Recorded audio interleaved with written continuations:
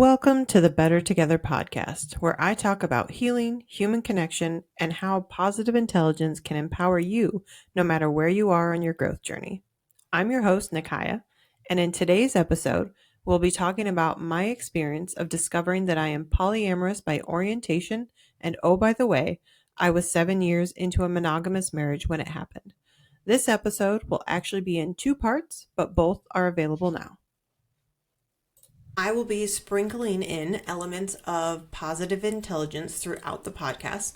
Positive intelligence is the framework that I use as the basis in all of my coaching practices. If you want to learn more, check out the website at beliefandbalancecoaching.com. All right, let's jump into it then. In 2014, I was at a bit of a crossroads in my life. I had to give 2 months notice to the apartment that I was living in without renewing for a whole nother year. My roommate at the time and I both decided that we were ready to go our separate ways. So I had given my notice and I had actually planned to move from Milwaukee to Chicago at the end of that 2 months. The universe clearly had another plan because I met Katie within those 2 months, and instead of finding my way to Chicago, I found my way down here to where she lived. So that was 2014. I landed my dream job in 2015 and I was super stoked about it. But it did require me to travel 3 out of 4 weeks of the month. I was home every weekend, but it's a lot of travel, especially on a relatively new relationship. But we did great with it, or at least we thought we did. In 2016, Katie and I got legally married within the same week that the Orange Man got elected to office the first time. I was just a little ahead of the curve on that one. And then we had our formal wedding. Not that formal. It was very, very much us and not traditional. But we got married in 2016, had the friends and family in 2017. And that was kind of where I felt like, hey, I had checked all of the boxes off of my to-do list when it came to personal relationships. I thought we were in a good spot. And in hindsight, I would say that that was probably not the best attitude to take towards our relationship. I definitely put myself into a bit of an autopilot type of position when it came to our relationship, because I was traveling and focused on my career so much. I would have told you back then that I was doing that for us and for our relationship, but now being the person that I am and knowing who I am, that was very much my hyperachiever, just wanting to do and be the best at everything that I do. We'll also say that we just didn't argue that much. We did argue. It was just that they were very few and far between. So that gave me kind of a false sense of, hey, everything is good and okay. Fast forward to 2020, and obviously the pandemic hit. And I will say that 2020 was a really good year for me and for Katie and I in our relationship, or at least I felt like it was at that time. We both enjoyed staying home with each other. We got into a really good routine of eating well and exercising during our lunch breaks every day. We were spending a ton of time outside. It was really good for us. And I'll also say, like, that was a time when a lot of married couples were realizing that they didn't really like their partner. They were learning that, oh my gosh, I'm spending all this time with this person and I don't have anything in common. We can't just have regular conversations. And Katie and I were having the opposite experience. Like, we were having the time of our lives. We're like, we just get to hang out together. Like, she truly is my best friend. And I think we both felt that so much during that time. And not to capitalize on other people's pain, but we were feeling really good about our relationship because we weren't fighting and we weren't wanting to kill each other because we were spending so much time together. Also in 2020 is when I downloaded TikTok for the first time. I'm pretty sure Katie did too, if she hadn't only slightly before. So that was definitely a seed that got planted there, but there's so much of my life that has changed because of TikTok in good ways. But we'll talk more about that. In 2021, Katie and I found and bought our dream home, or what I would have called my dream home at that point in time. Don't get me wrong, I love this house. It is gorgeous and beautiful. I don't feel like it aligns with me anymore because of how much that I have changed since then. But it's interesting to learn about yourself and realize things like that. Like, you don't understand how much your personality comes into play when choosing a home. And for me, my stickler was my top saboteur, which is, if you're not familiar with positive intelligence yet, it's kind of the best way to describe it as being a perfectionist. So I just wanted everything to be perfect. And how that represents itself in my home is that everything is white. I have white cabinets, I have white trim, I have white doors, I have white everywhere. And so it's just interesting now, because one of the things that I disliked the most about our previous house was all of the natural wood color everywhere, and that I just wanted these clean white. And now I'm ready to move into my cottage in the woods that has, I mean, it could be a log cabin and I would be thrilled. So, we evolve and change as humans. After we got done moving, which is a giant task in and of itself, I really turned into a bit of a workaholic.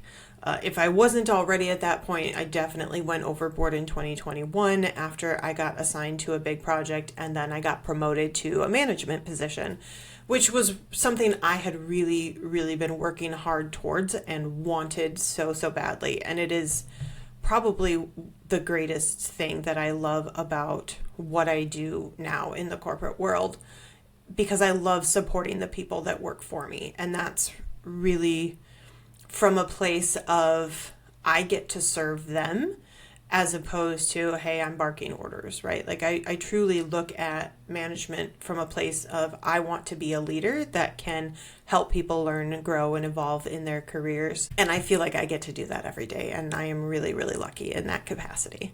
So I was working really hard, doing my thing, trying to get my team up to where I thought that they needed to be. And I can fully admit now today that I was absolutely neglecting my personal relationship, because I was throwing everything that I had into running my team. So Katie definitely didn't get the attention that she deserved, but she was still being so supportive. She understood that it was short-term sacrifice for long-term gain. She did everything she could to support me, and I was definitely the problem in that moment, even though I didn't realize there was a problem. By late 2022, I had my first and second panic attack, because of all of the pressure that I had put on myself in being that manager and trying to be everything to all of my people and trying to do too much. That really is the core of it. I tried to be it all. I was working 60 hours a week and traveling on top of it. It was a lot for any single person, and it is no surprise that it burnt me out and led to panic attacks. But the good news is that those panic attacks led me to therapy in early 2023, and that was one of the greatest things that has ever happened to me in this life. I had always been a really big proponent of therapy, and I was never opposed to going. It was just that when I felt like I needed it the most, which was probably in my late teens, early 20s, I was broke as a joke, couldn't afford it, didn't have health insurance, all that kind of stuff. So by the time that I did have really good health insurance and I could afford it, I didn't prioritize it. I felt like I had read enough self-help books, and I had really gotten myself to a place that I felt good about my past trauma and that I had worked through it. I didn't have anything else to deal with. Oh, how much I laugh at myself now for thinking that way. If you have ever been to therapy, you likely had a similar experience of being like, oh, as much as I thought I knew, I didn't even barely scratch the surface. So therapy was fantastic for me. I definitely started by focusing on my stress at work and all of that, and figuring out that, hey, I was putting more stress on myself than even my boss was, because I was still trying to prove my mother wrong about the fact that she thought that I was never going to amount to anything. So that was fun unpacking, but necessary, right? What therapy also led me to was to then just evaluate all of my relationships, because a lot of the stress and burnout that I was experiencing came from some of the people that I had to work with. Some people that were just very, we'll say, combative at best, but they made the days very long and very hard. And those people individually were very triggering for me because they exhibited a lot of the same characteristics that my mother did. So that definitely didn't help things for me. So as I was evaluating all of my relationships, of course, it's natural for a therapist to be like, well, how do you feel about your personal relationship? And ironically, like when she first asked me, I'm like, I feel great about it. We hardly ever argue, like everything's good. But for whatever reason, like it definitely felt like that was surface level, and that it wasn't that I was unhappy, it's that I wasn't actively engaged in the relationship. And that's the best way for me to describe it in that moment, that I didn't realize I wasn't actively engaged. But as soon as I started thinking about it, that's when I realized I haven't been thinking about our relationship. I haven't been thinking about my partner's needs being met. I haven't been thinking about anything other than my personal long-term goals of career success, because in my mind, that one thing was going to make all of the other goals and aspirations come to fruition. People are complex. You can't focus on just one thing. And I certainly learned that. But so as I was starting to get honest with myself about our relationship, I was asked to just kind of put that aside for a moment and just think about a time in your life, like when did I feel best in relationship in the entirety of my life? So even before Katie, we had been together, married 7 years, together 9 at that point. So I had to kind of go back a bit in the memory banks. And so after I really sat and thought about it for a while, I solidly landed on I was the most authentically me and happy in my late 20s and early 30s when I was in multiple relationships. At the time, I wouldn't have told you that any of them were quote unquote serious. I just would have said that I was in that era of my life that I was focused on getting done with school and I was having fun and I wanted to date and see a lot of people. I had been like a serial relationship person up until that point. I was dating from one person to the next, not intentionally necessarily, but that's just kind of what had happened. And so I wanted to intentionally prioritize me in that moment. So I did. And I had multiple deep, meaningful relationships with people that I was being completely transparent with. So before I even knew what ethical non-monogamy was, or consensual non-monogamy, or polyamorous, I didn't know any of the terms. I didn't know any of that. I just knew what felt good and what felt right. And to me, with my moral and ethical compass, my most important thing was just, I'm going to be upfront and honest with everyone that I am dating and seeing, like, hey, just so that you're aware, I'm not looking for a serious commitment, but I'm open to this relationship being whatever we build it to be for as long or as short as that is, and I'm good with that. And it gave me this opportunity to have some of the most amazing experiences of my life. Like, I can reflect back on one of those relationships that I knew was only going to last 6 months from the time that it started, because she was moving away at the end of the school year or season, whatever it was. And so it gave us both so much freedom to just do and be exactly what we wanted to be without any expectations beyond what we were communicating with each other. And that was just so refreshing. And it was a wonderful relationship, as short-lived as it was. I had some relationships with people that I was seeing very regularly and others that were long distance, and I didn't physically meet them in person for years, but I still had very, very deep connections with those people. And some of them will still and forever hold a special place in my heart. So I knew without a shadow of a doubt that I am capable, and I shouldn't just say capable, but that I want to be in relationship and meaningful relationship where we're both actively contributing to filling each other's cups with more than one person. I could go on and on about that whole thing, and we probably will in another episode. But to bring it together, to just say, like, in that moment is when I realized, like, I was happiest when I wasn't in a monogamous relationship. And that's what started my gears turning of, is this a part of who I am? And, you know, at that point was the first time that I finally started Googling open relationships. I think that's what I started with first, right? Because I was obviously already in a relationship.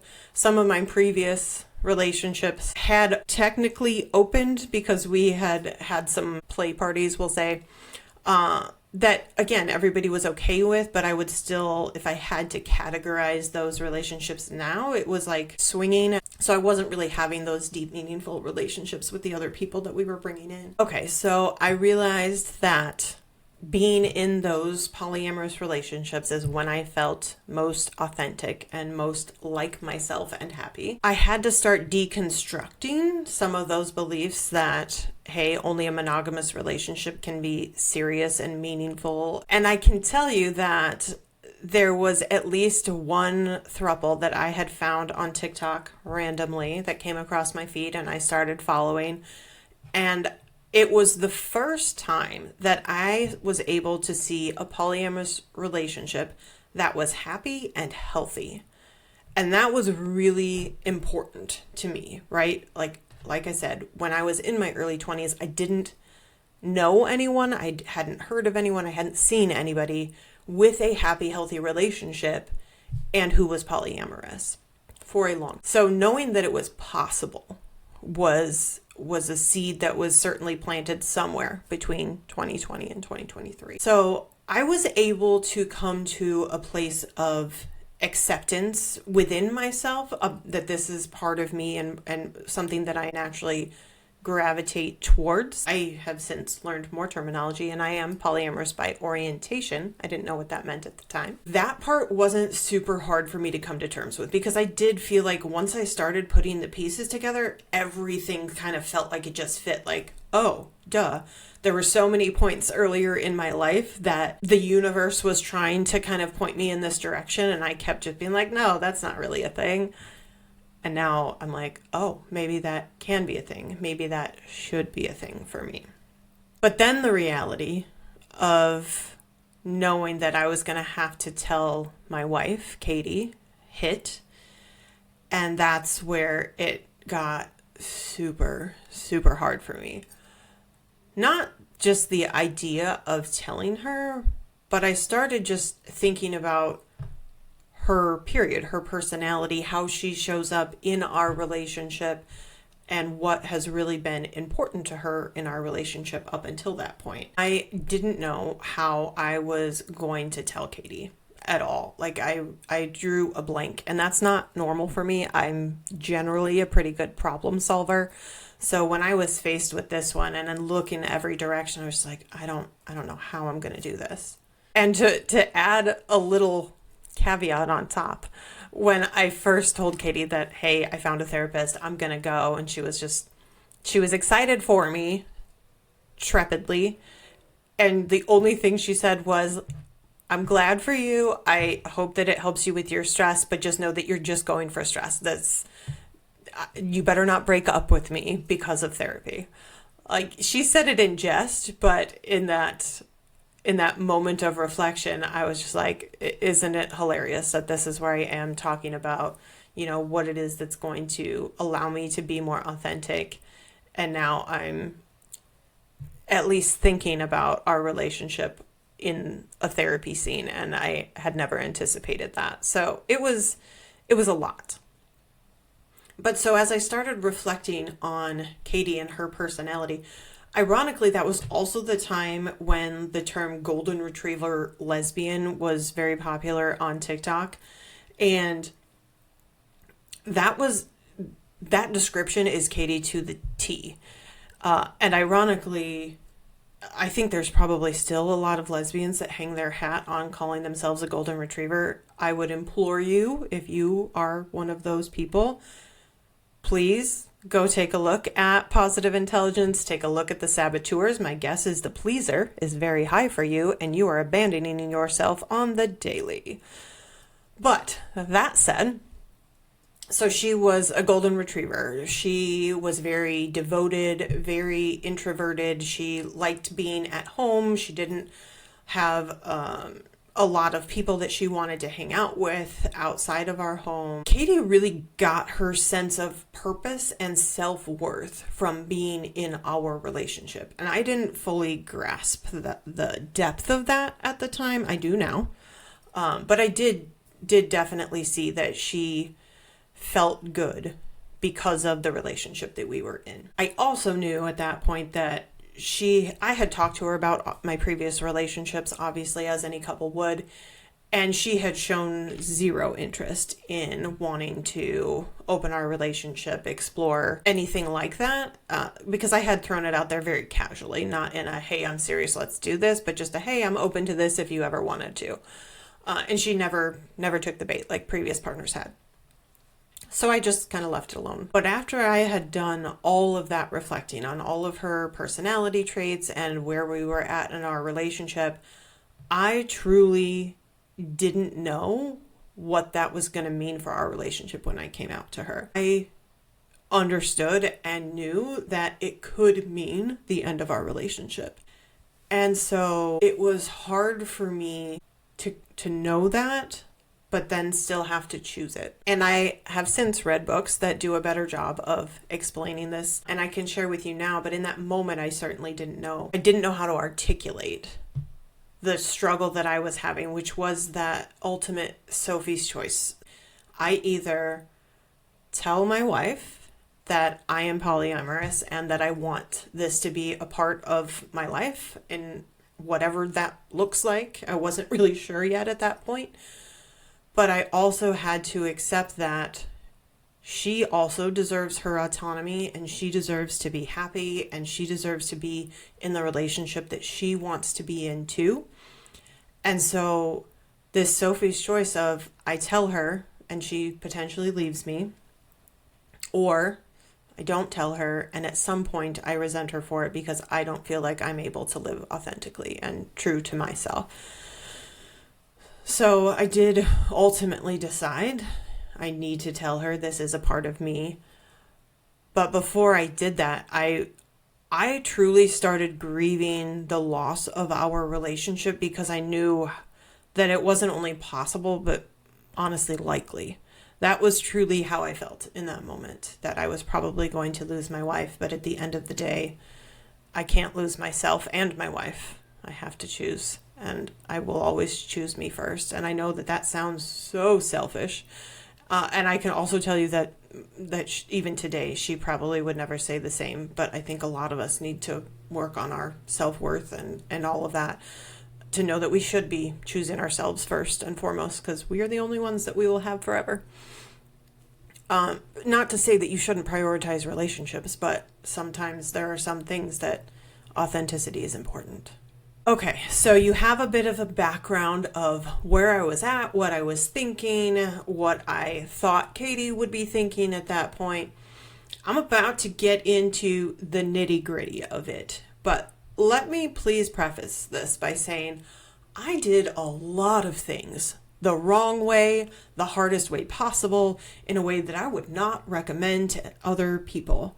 So please, learn from my mistakes and maybe don't do some of the things that I did. And I'll try my best to tell you some things that you could or should do instead. First and foremost, I had not yet read a single book on polyamory, on what it was, on ethical non-monogamy, on any of it prior to telling her.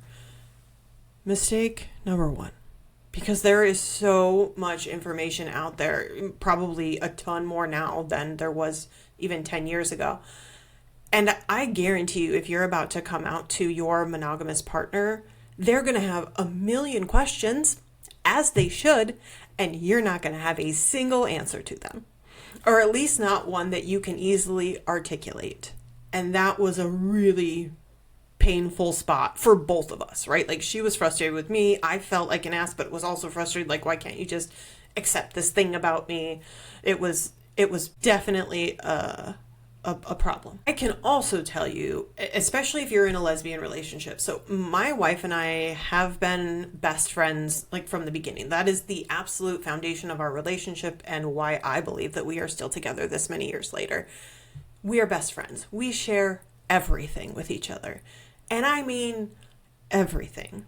Or at least we did up until that point, right? Like we were very enmeshed.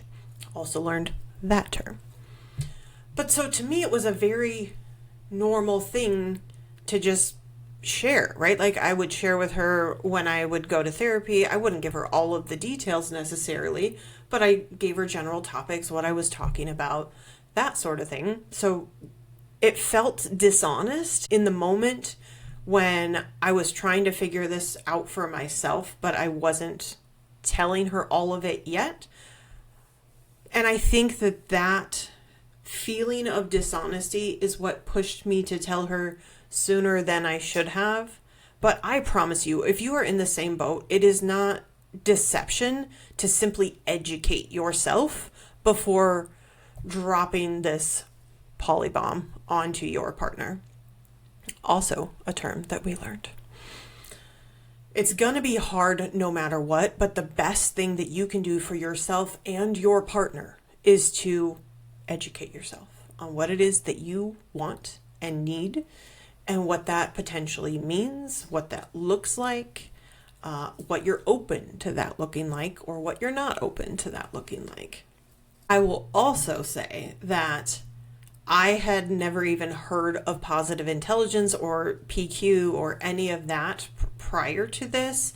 And I am so confident now that I'm so deep into positive intelligence and that I use this framework literally every day of my life, that it would have been a completely different experience had I had the mental fitness that I have now then to be able to communicate with her articulately and to be able to understand what my saboteurs were trying to do and then hers, and being able to show up with empathy and compassion and understanding that I didn't have.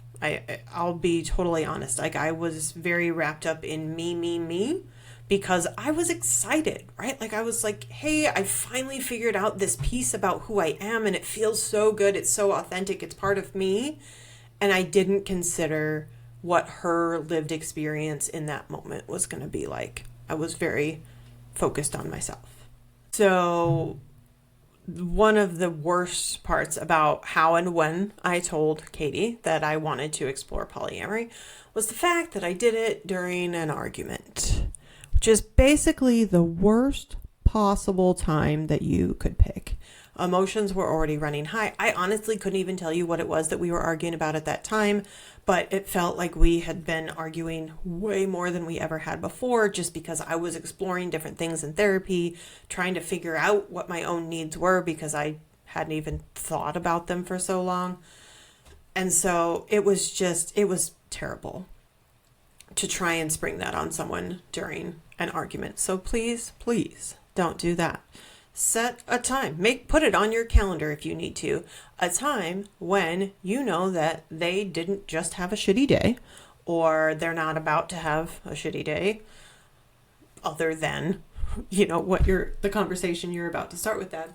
But also, like, give them as much room and space that you can. So if you need to have this conversation, let's say you've got a whole weekend coming up where you don't have anything planned, great.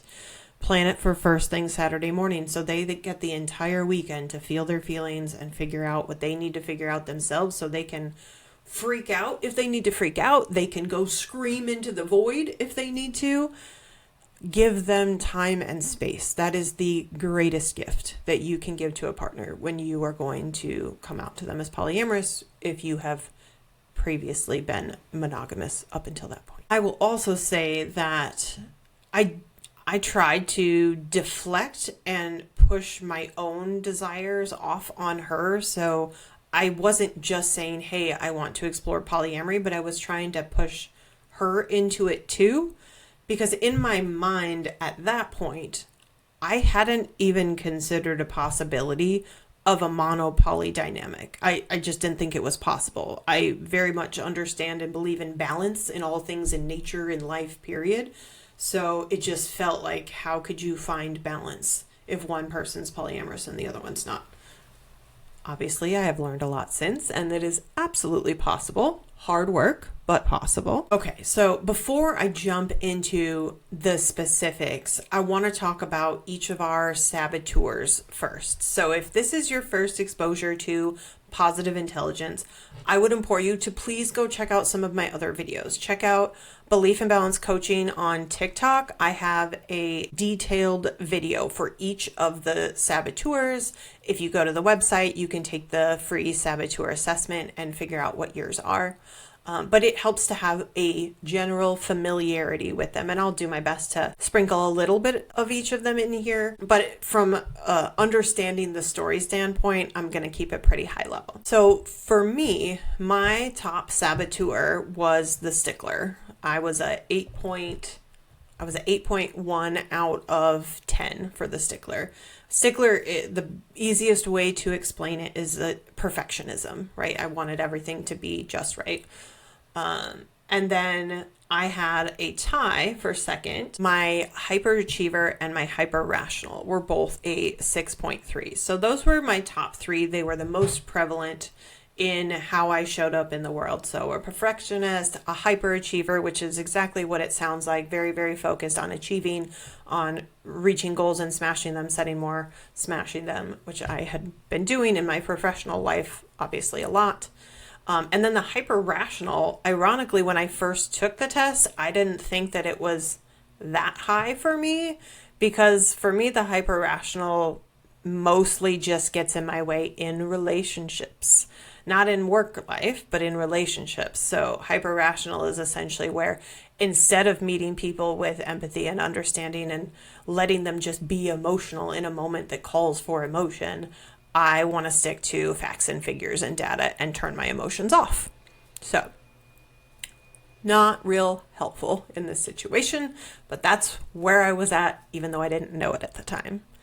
Katie, on the other hand, had a whole different set of saboteurs, and that's pretty normal. You generally don't find yourself with a partner that has the same saboteurs, or at least not all of the same. So Katie's top saboteur was the hyper-vigilant, which basically means that she is constantly on the lookout for something to go wrong. And you can imagine that finding out that her monogamous marriage isn't going to continue the way that it has is certainly one of those things that she would be on the lookout for. She actually had a 4-way tie for second for her, and that was between the victim, the stickler, so we had that one a little bit in common, the pleaser, and the controller. When I learned all of this after the fact, it was pretty validating because I knew intuitively that this wasn't going to go well for her.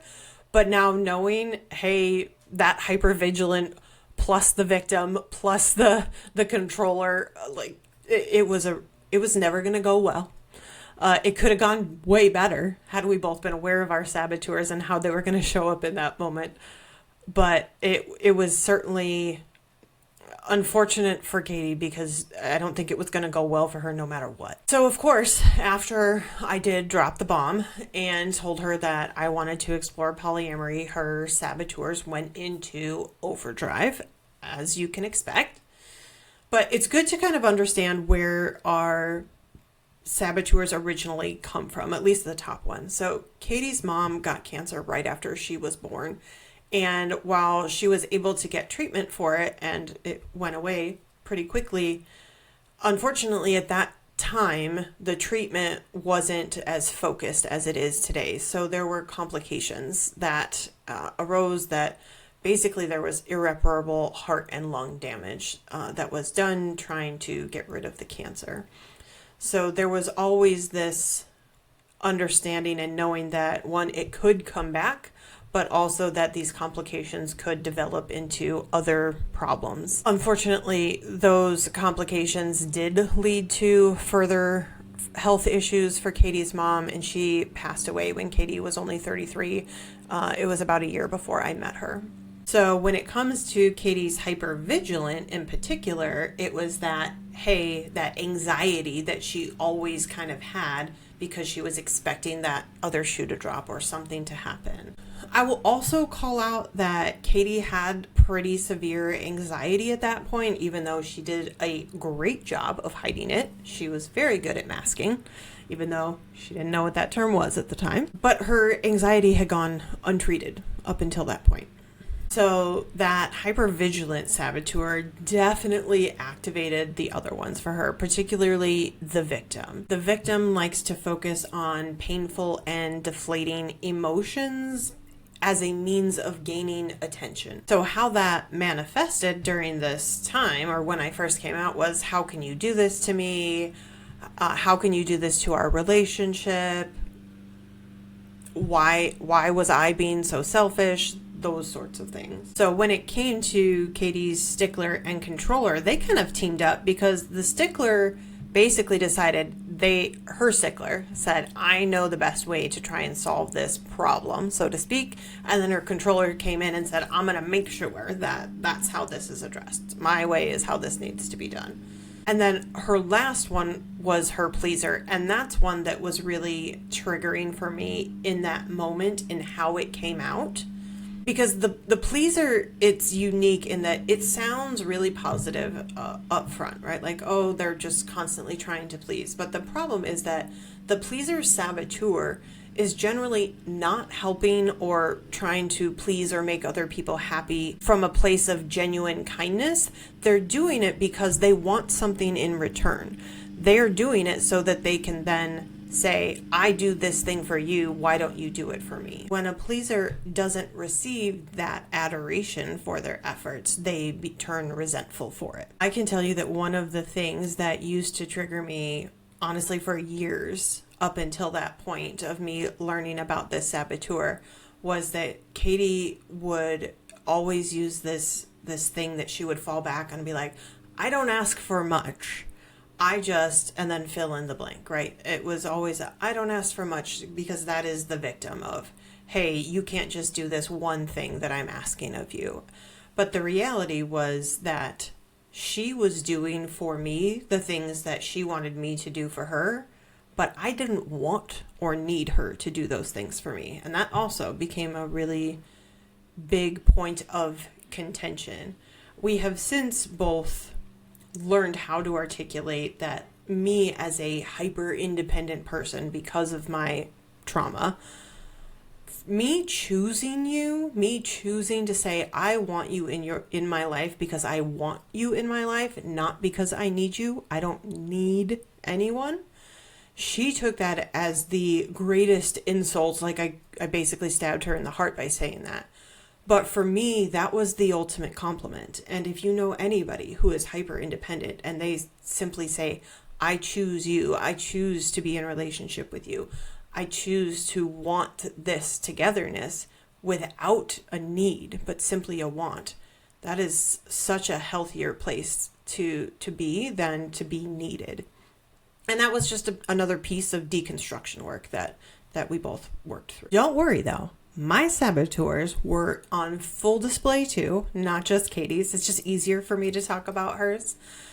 My saboteurs were probably a bigger problem in how they responded to hers, because I was not leading with empathy or kindness or any of the sage powers. I was just focused on myself. So my saboteurs got established primarily from my mom, because my dad only saw me on holidays in the summer, and he didn't really take much of a parental role on. My mom was really the main primary caretaker. My mom was both physically and mentally abusive from the time of my preteens until my 18th birthday when I moved out.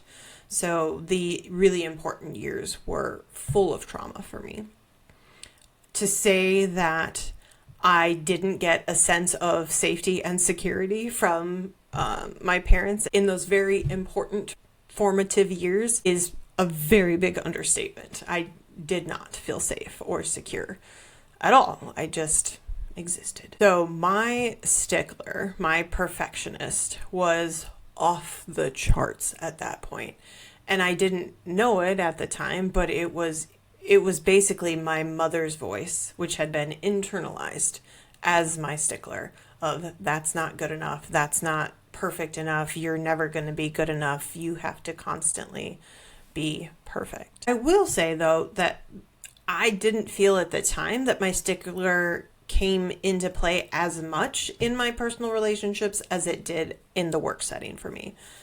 But it was still there, that's for sure. Just as much as Katie Stickler thought that it knew the right way to approach this problem, mine too thought that it knew the only way forward.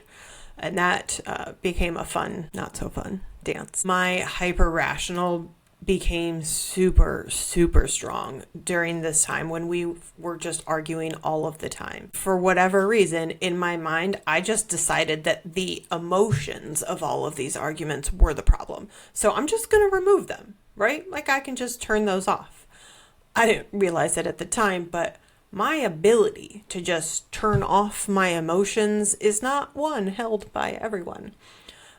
My ability to turn off my emotions are because my mother is a narcissist, and narcissists love to see that their abuse is impacting their victims. So I learned very quickly how to not give her that satisfaction. I really made it worse for myself, but I'm a stubborn woman, and I'm okay with that. I had this capacity to just turn off my emotions and deal with everything from a facts and figures perspective. And I thought that that was the best way to deal with this because the emotions are the problem. I didn't realize, I did a little bit at one point when she called me out for it, but like I was being so cold and so lacking of any empathy. And that is basically the worst thing that you could possibly do to your partner going through something as big as this, to not just hear them out, to not just understand their perspective and their lived experience through this. Because as much as I was excited, she was terrified and hurt and upset and a whole bunch of negative emotions that I was just ignoring and not validating for her. And I should have validated every one of them. The reality is that I'm pretty confident that my hyper-rational pushed us further apart as opposed to bringing us together. Luckily, we did ultimately work through it, but that particular saboteur definitely made it worse. Then my hyperachiever comes into play. So the hyperachiever likes to lean into what they're really good at. I'm really good at educating myself. So that's what I did. I was like, well, she asked me all of these questions that I don't have answers to. I should probably figure out those answers.